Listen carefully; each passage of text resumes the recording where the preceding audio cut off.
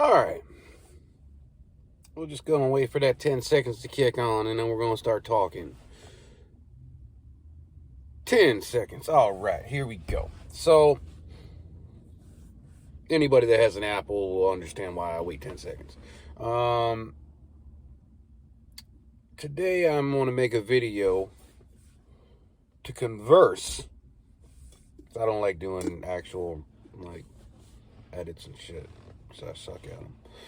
I'll never get a good camera angle. I set up the camera tripod a couple days ago, and I was always out of I was off sides constantly. I don't know. I got to get one of those ones that has the little tiny dingleberry that you hang off your belt clip there, and it just watches you. It just follows you. Yeah, that's the one I need. I don't know. Maybe in a couple days. I don't know. A couple weeks, maybe a month. They expensive. So today I'm going to be talking about the philosophy of learning flatland easy. Now I ain't going to talk about basically the variances of tricks and stuff. I'm just going to basically explaining to you the easiest way, kind of risky, just tube-wise it's risky, but the easiest way to actually maintain your balance, because of the fact that you're going to give yourself a lot more tire contact to the ground. This will work on a full brake bike or a no brake bike, even though I completely disagree with no brakes.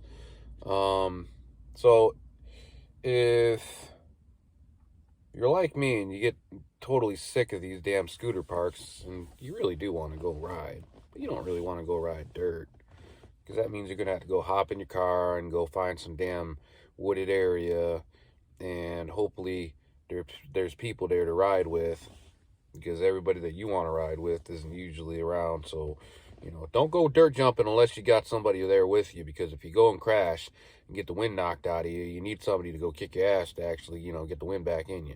Not physically, but, somebody there to actually help you get through it, because it's scary as shit, especially if you never had the wind knocked out of you. It makes you feel like you're basically dying. The item that you're going to need with this little method of madness is a tire gauge. So the majority of people that actually ride flatland run 85 to 110 psi, because they're good and they know where their balance is. But if you're looking up a video to learn how to do flatland easy and you come across this, I'm going to tell you not to do that. I'm going to tell you to basically run 20 psi, if not less than that. It matters how you drop your bike. If you're running 25 psi and you slam the wheels down, yeah, you're going to have a blowout. Because you're going to have a high possibility of pinch flats, because the bike's coming down 3.5 feet. I don't know. Maybe 4 feet. I don't know. So, yeah, you basically get the, your PSI down on your tires, front and rear. And your bike's not going to roll. It's not going to roll. It's going to be really slow and cumbersome, but you'll be able to actually get into your golden zone of your balance. And because of the fact that the surface area of the rubber is going to be about almost 4 times the amount of rubber that would normally hit the ground, it's going to help you out a lot in balance. So that being said, definitely try this. I tried it earlier today, and keep in mind I only have balance on one side of my head, so I shouldn't even be attempting to do flatland, because of the fact that basically when it comes down to certain aspects of BMX, I'm Special Olympics. I can't do half the shit. When I rode vert, I only rode it one direction. I could not ride it the other way. I couldn't ride goofy foot. I couldn't. It would just really fuck with my head. usually that would result in me like trying to parallel instead of going vert, meaning the bike doesn't want to go this way, it goes up the vert and you're pushing yourself into the vert instead of pushing yourself away, which is the way you're supposed to do it, is push yourself away. So running fakie and all that other shit and trying your manuals, yeah, just try it with like lower PSI. It'll make your bike a lot slower, especially if you're not running brakes. I mean, if you're not running brakes anyways, you're slow anyways, but that's beside the point. But so as long as you're not running street, you get to your spot and you drop the PSI down to 20 PSI or even less. This is the least amount of tire pressure that you're going to have until basically, you know, you're riding on the sidewall. Like, you don't want to ride on the sidewall. It'll instantaneously feel like you got brakes on engaged constantly. You want it to kind of compress a little bit, like it's spongy, you know? But just remember, when you get done with your session, you can't ride home and do street with that little amount of PSI. You're gonna blow your tire out like the first time you actually jump it up in the air.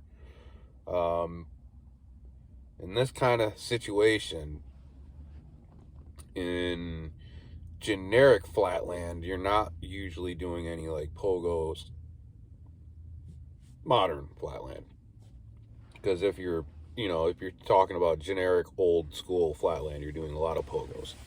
But if you're not doing pogos, then yeah, fucking lower PSI, it'll widen the tire out where it's hitting the ground. You'll be able to actually do a bunch of tricks that you weren't be able to do before because of the fact that you would roll into them way too fast. And this is the deal. Like, when it comes down to like understanding your balance point, and doing it on a really fast rolling bike, it's a lot more difficult because of the fact that you roll in or roll out of that balancing point wicked fast. And, you know, you'll either loop in or loop out. And that alone is basically really scary. And the fact of the matter is basically when you lower the PSI, you loop out a lot slower. Because you got to look at it like this. The balancing point is the tip of the leverage into your tire. In other words, basically, if you're in front or in the back of the balancing point, theoretically, the bike is going to go kind of fast, but as soon as you get to that balancing point with lower PSI, you're picturing it as a triangle.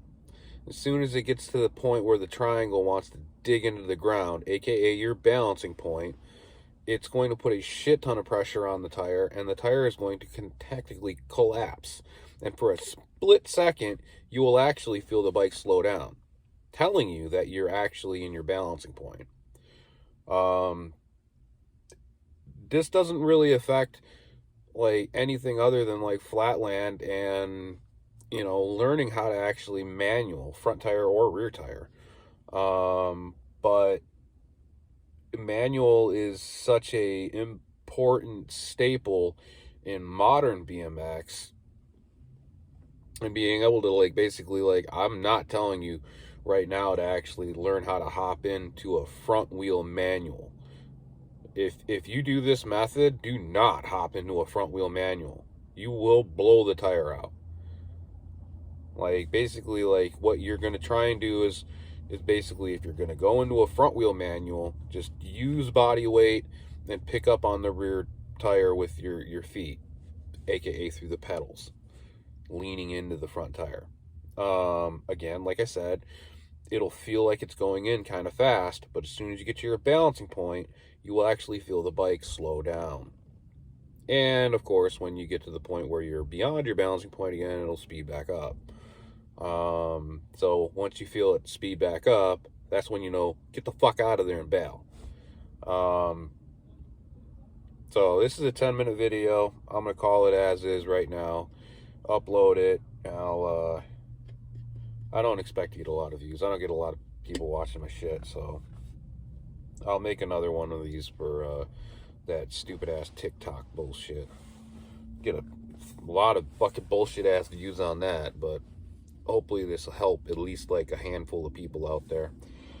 Them guys on the crotch rockets, you know, the Rough Riders and shit, they've been doing this low PSI shit for years. It works.